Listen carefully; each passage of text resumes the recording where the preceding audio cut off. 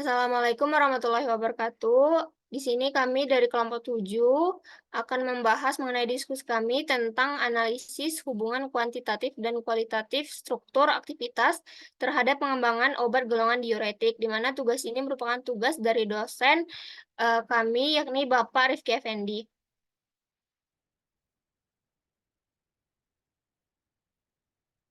Next.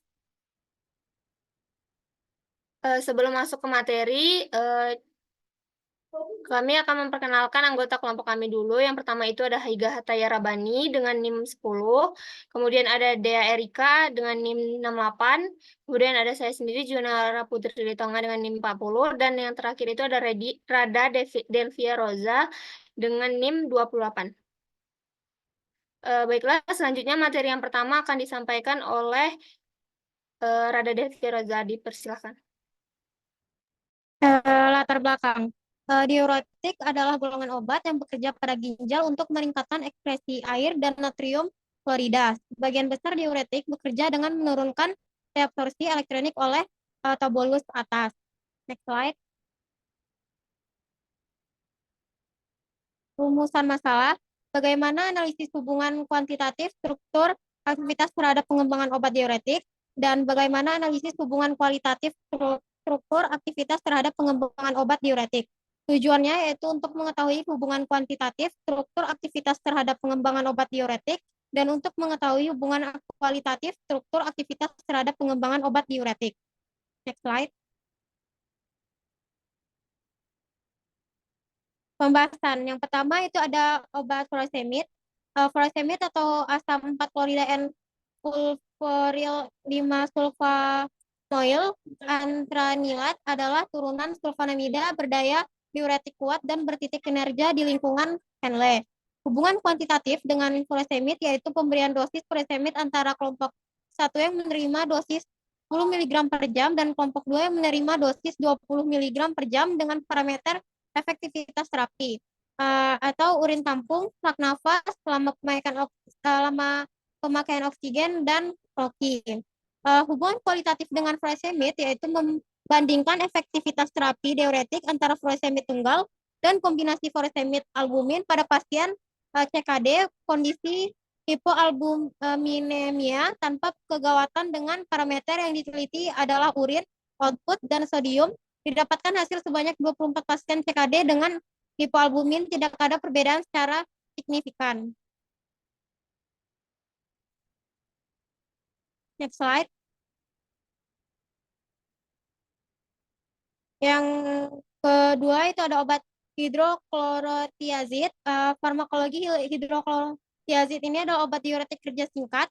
Hubungan kuantitatif dengan hidroklorotiazid yaitu konsentrasi zat larut dalam larutan jenuh pada temperatur tertentu. Hubungan kualitatif dengan hidroklorotiazid yaitu interaksi spontan dari dua atau lebih zat untuk membentuk dispersi molekuler homogen. Next slide.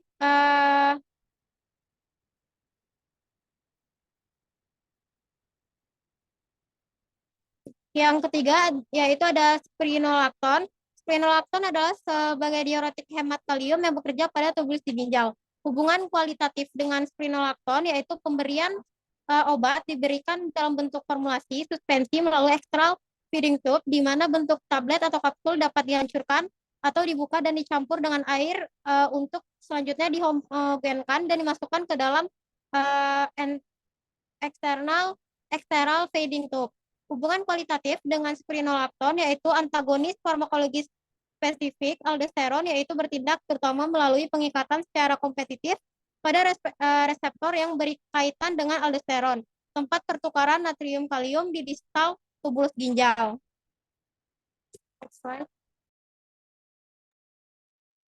Baik, selanjutnya itu ada obat triamterena, di mana triamteren ini merupakan turunan pirazin yang menghambat reabsorpsi ion natrium tanpa meningkatkan Nah, ini menunjukkan perkiraan efek yang sama seperti obat spironolactone. Namun, ia tidak berikatan secara kompetitif dengan reseptor reseptor aldosteron. Nah, kerjanya juga tidak berpengaruh pada ekstraksi aldosteron ataupun antagonisnya yang merupakan akibat kerja langsung pada tubulas ginjal. Heterosiklik yaitu pteridin yang terdapat di dalam struktur obat dan diketahui triamteren 6 pteridin 247 triamin telah dibuktikan untuk pengembangan diuretik baru, di mana gugus 2, 4, dan 7 yang ada pada gambar, dan 7 amino yang ada pada gambar dari cincin pteridin 1 memiliki kemampuan donor ikatan hidrogen yang baik. Sedangkan atom N pada posisi 1, 3, 5, dan 8 yang ada pada gambar dapat berperan sebagai potensial akseptor ikatan hidrogen. Namun, atom N dari amino kelompok juga dapat bertindak sebagai akseptor. Nah, sehingga totalnya ada 6 donor dan 7 calon akseptor ikatan hidrogen. Next slide. Kemudian selanjutnya itu ada obat diuretik tersemit, di mana torasemid ini secara kimia dikenal sebagai N-isopropil karbamoil, 4-M-tolilamino, piridin 3-sulfonamida, dan telah disetujui di Belgia pada tahun 1993 dan juga di Tiongkok pada tahun 2003, merupakan obat yang sangat ampuh, selektif, jangka panjang, dan tersedia secara hayati secara oral. Diuretik yang digunakan untuk pengobatan hipertensi dan edema yang disebabkan oleh gagal jantung kongestif. Nah, sintesis dari sintesis dari struktur tersemit dijelaskan dalam Kondo et al. Khususnya penambahan dari 4,3-metilfenilamino, 3-piridin sulfonamid disebut di sini sebagai R2 menjadi isopropil isosianat dengan adanya trietilamina dalam aseton sebagai pelarut. Eliminasi aseton, penambahan air, dan pengendapan tersemida mentah. Yang terakhir dilarutkan kembali dalam larutan natrium hidroksida berair, dan setelah perlakuan dengan karbon aktif, tersemida diendapkan kembali dengan asam sulfat, menambahkan kristal bening bentuk 1 untuk memperoleh tersemida sehingga dimurnikan kembali sesuai keinginan bentuk kristal tertentu. Nah, cara kerja diuretik loop ini adalah dengan memblokir simbol Na+, K+, 2Cl, dan diperkirakan bahwa agen ini mengikat situs pengikatan Cl- yang terletak di dalam domain transmembran pengirim.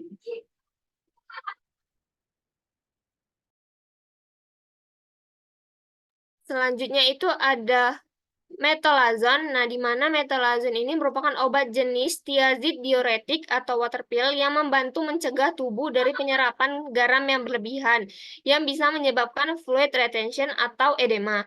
Nah, metonazol dapat dilihat di strukturnya di sini adalah 7 kloro, 1, 2, 3, 4 tetrahidro, 2 metil, 4 okso, 3 otolil, 6 kuina, zolin sulfonamida, yang disintesis dari 5 kloro 2 metilanilin. Gugus amino diasilasi oleh etil kloroformat membentuk 5 kloro N etosikarbonil 2 metilanilin. Nah, dapat dilihat pada gambar di bawah struktur ini merupakan struktur dari 213.15. Nah, kemudian produk ini setelah reaksi selanjutnya dengan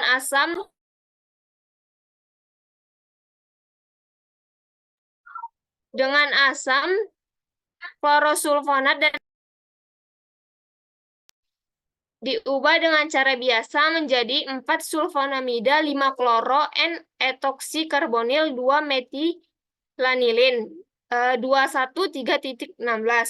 Nah, gugus metil produk ini dioksidasi oleh kalium permanganat menghasilkan asam 5-sulfonamida 4 kloro N-etoksikarbonil antranilat, di mana pada gambar itu menunjukkan kode 21317. Nah, setelah diolah dengan tionil klorida, ia akan bersiklus menjadi anhidrida yang sesuai, yakni kodenya 21318. Nah, ini bereaksi dengan O-toluinid dan mengubahnya menjadi 2 amino, 5 amino sulfoni, 4 kloro O-toluol benzamid. di mana kodenya 21319. Nah, akhirnya mereaksikannya dengan asam dimetilasetat, dimetiasetal-asetat yang dimana akan menghasilkan metolazon.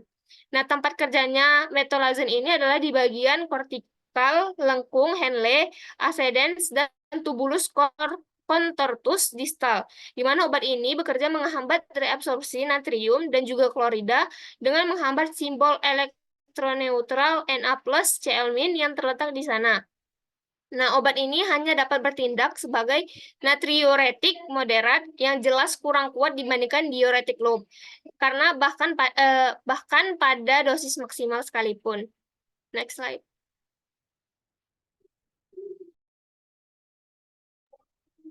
Selanjutnya yaitu ada obat indapamid, yang dimana obat ini itu merupakan turunan dari indolin, golongan diuretik yang memiliki kemiripan dengan tiazid, berbasis dihidroindol, yang digunakan untuk mengobati hipertensi dan mengatasi gagal jantung. Modifikasi struktur dari indapamid itu meliputi modifikasi kristal baru dan studi biologinya pada rumput yang lebih hijau.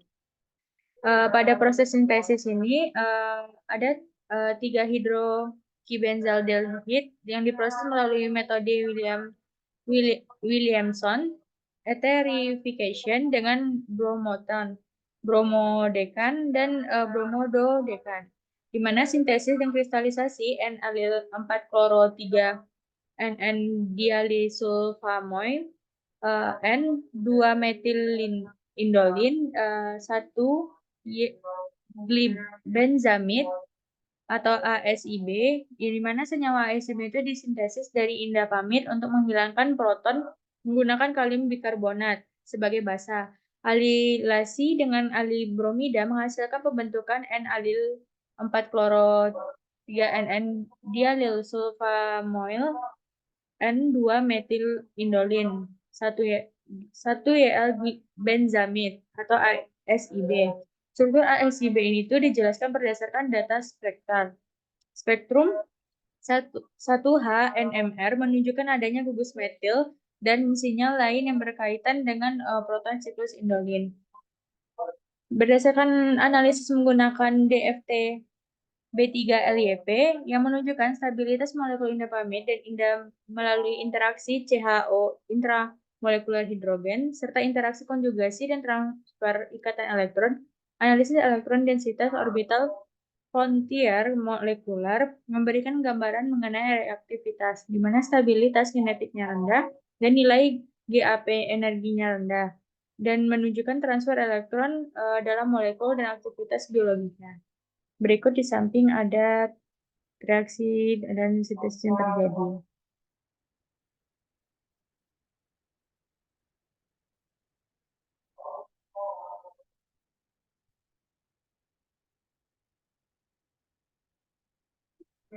Kemudian ada obat fluphenazine, yang dimana obat ini itu adalah turunan dari trifluorometilfenothiazine yang digunakan untuk pengelolaan skizofrenia dan gangguan psikotik lainnya. Strukturnya terdiri dari inti fenothiazine yang dihubungkan dengan bagian piperazine melalui rantai alkyl, di mana struktur ini itu memungkinkan fluphenazine untuk bertindak terutama melalui antagonis reseptor dopamin 2 postsinaptik di jalur saraf mesolimbik, nigrostriatal, dan tuberoinfundibular yang berkontribusi terhadap kemanjuran dalam mengobati gejala positif skizofrenia seperti halusinasi, delusi, dan bicara tidak teratur. Modifikasi struktur fluphenazine dapat mempengaruhi aktivitasnya. Misalnya CWHM 974 adalah turun dari fluphenazine dengan aktivitas anti jamur yang lebih baik terhadap Candida albicans, di mana modifikasi rantai alkilnya itu berhubungan dengan inti fenothiazine dengan bagian-bagian piperazine dari fluphenazine menjadi penghubung benzil yang menghasilkan perubahan dramatis dalam sensitivitas terhadap mekanisme resistensi CDR-nya. Perubahan struktur ini mungkin menyebabkan bahwa fluphenazine adalah substrat untuk sistem penghabisan, sedangkan CWHM 974 yang dimodifikasi dengan benzil sehingga memungkinkan untuk menghindari resistensi terhadap dimediasi oleh CDR. Modifikasi lain ini melibatkan oksidasi atom es dalam struktur inti fenotiazin yang menghalangi kemampuan molekul untuk mengikat kalmodulin dan tidak memiliki efektivitas atau aktivitas anti jamur pada konsentrasi hingga batas deteksi yang menunjukkan bagaimana perubahan struktural dapat berdampak signifikan terhadap aktivitas biologi turunan fluvionazin seperti gambar di atas.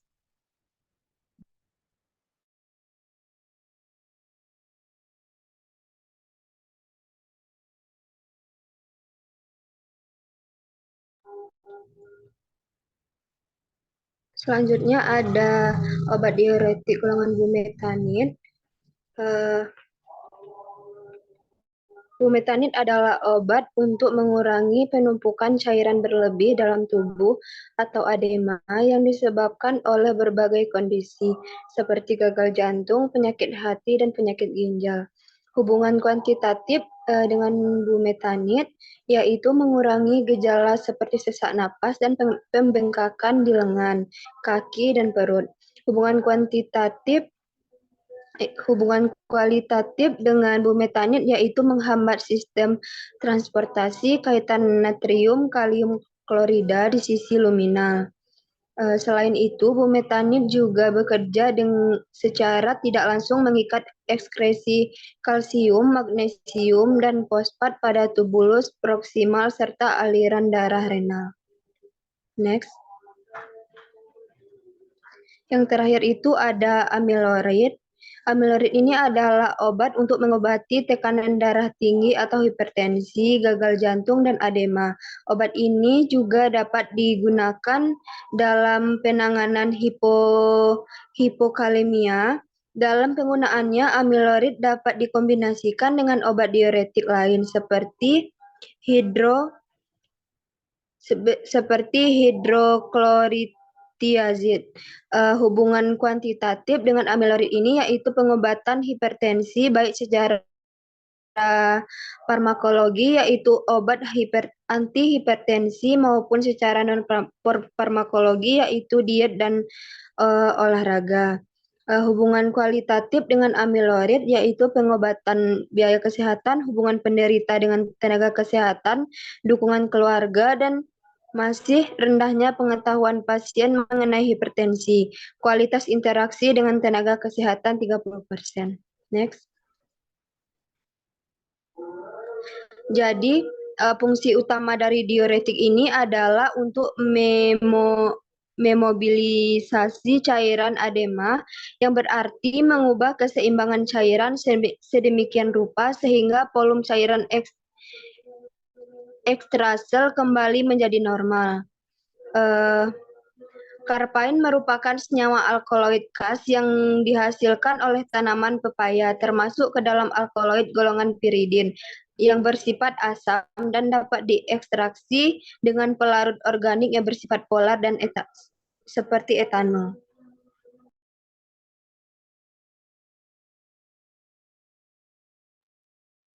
Baiklah, sekian diskusi dari kelompok kami.